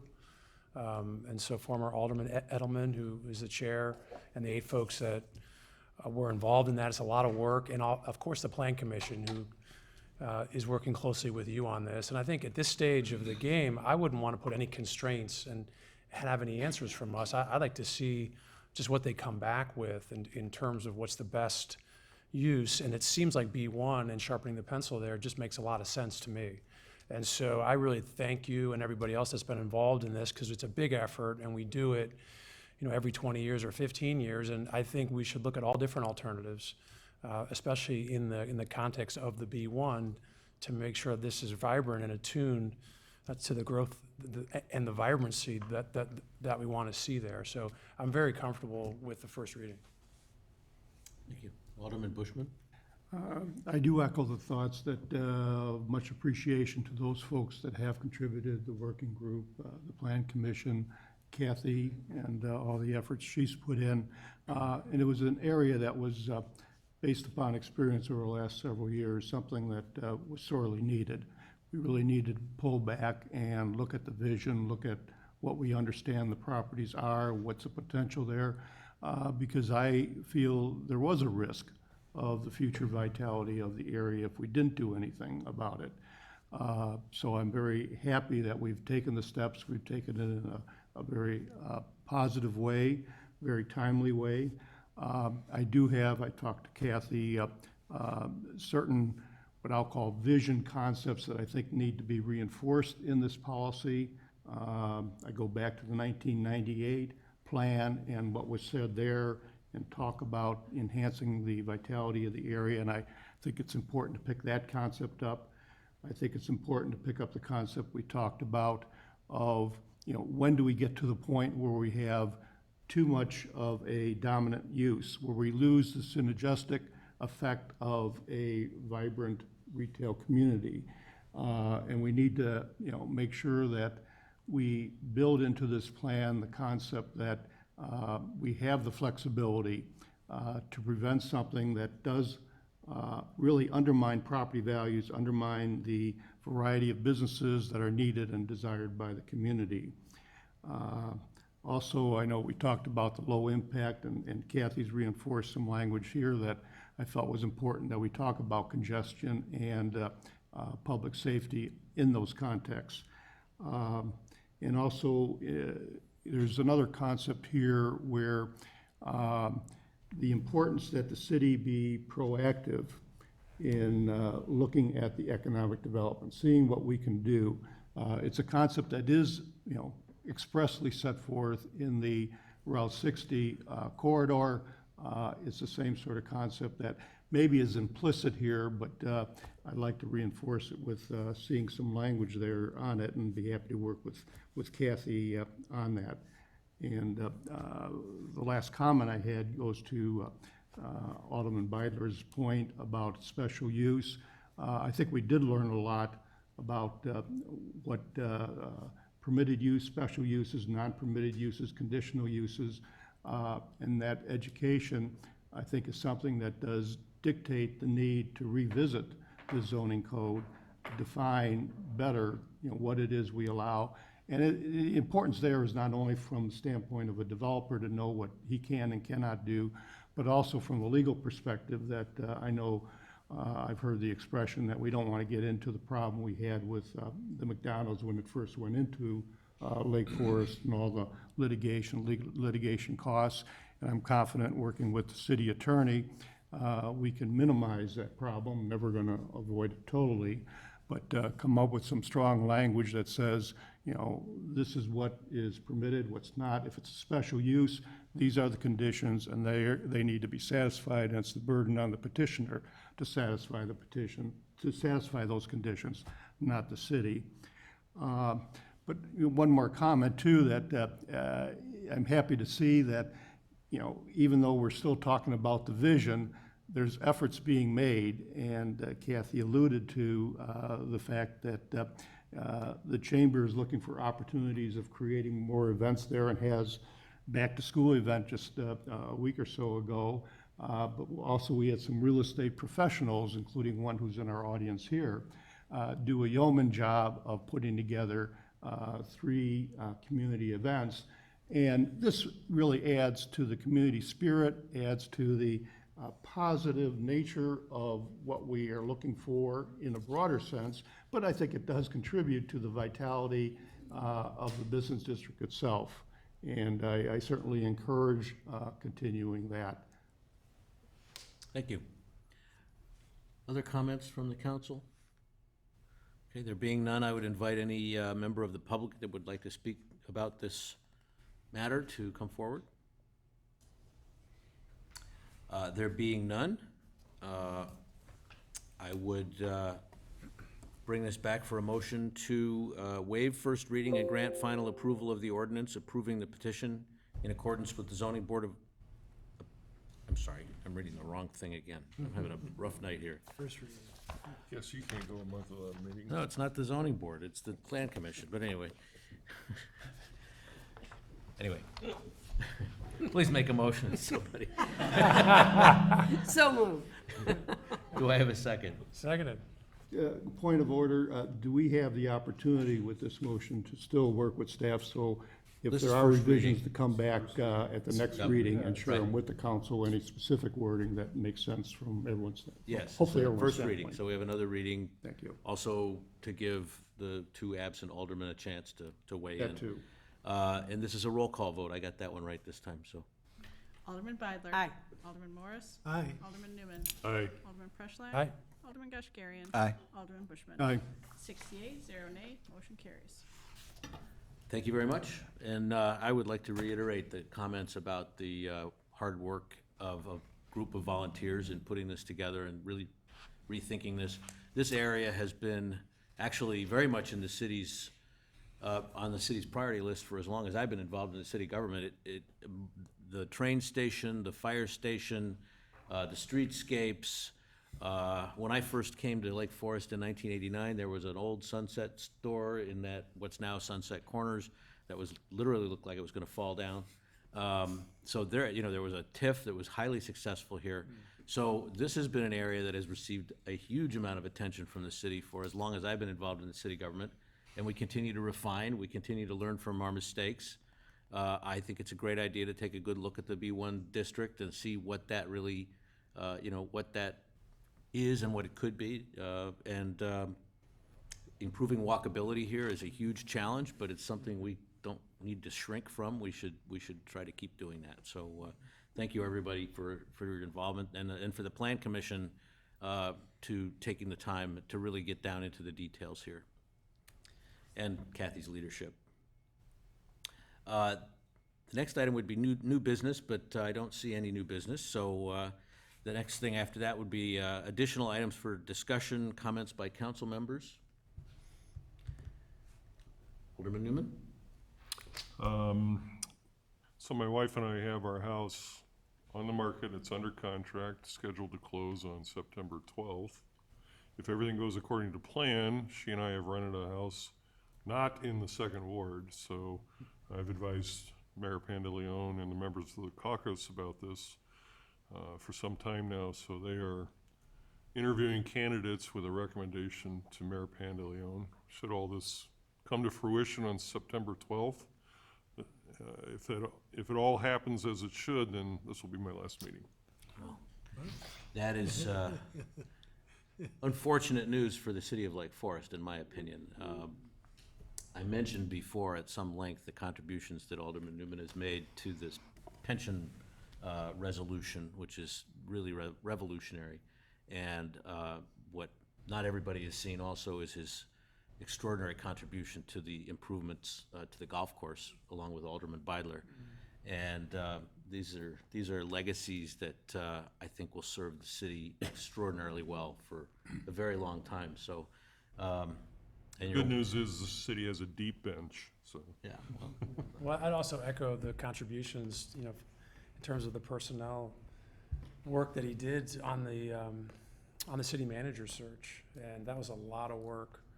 And we obviously just are so thankful for that, Tim, and Thank I'll you. personally miss you, and the golf course, the pension and the city manager. I mean, that's a real trifecta there. And so your contributions will last for a long, long time on all three of those fronts. and obviously the friendship and the warmth that you had for everybody here, and just really appreciate it, and it's it is amazing. And maybe it won't close. Maybe it won't close. Yeah. But I think I heard you say you're staying in town. Staying in Sure. town, So it's, so, and I think there's a little more to do on the golf There course that is. we have in mind. So the I'm good in. news I'm in. is. Special committee. Okay, we all heard it. Yes, yes. Thank you. Citizen advisor. But before we move on, I want to recognize the quality, dedication, and just outstanding quality of the city staff. Top to bottom, these people are dedicated, they go the extra yard, overtime. I mean, the beach project is just the latest example in a very, very long line of outstanding staff contributions and achievements to our community. So I would be remiss if I didn't personally thank each and every member of the staff for their ongoing dedication to the quality of life here in Lake Forest. We went through a new city manager, a new city attorney, and a new mayor, and it was not even a bump in the road.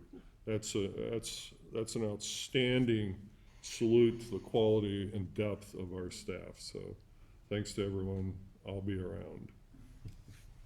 I just wanted to say thank you. It's been a short, because it's only been my first term, but it's been a pleasure working with you. So Thank you, thank Ted. you very much. It's been great. Okay. Well, that concludes our agenda for the night. I would entertain a motion to adjourn. So moved. Do I have a second? Second. All in favor? Aye. Meeting is adjourned. Okay, but not going anywhere. So where are you moving to?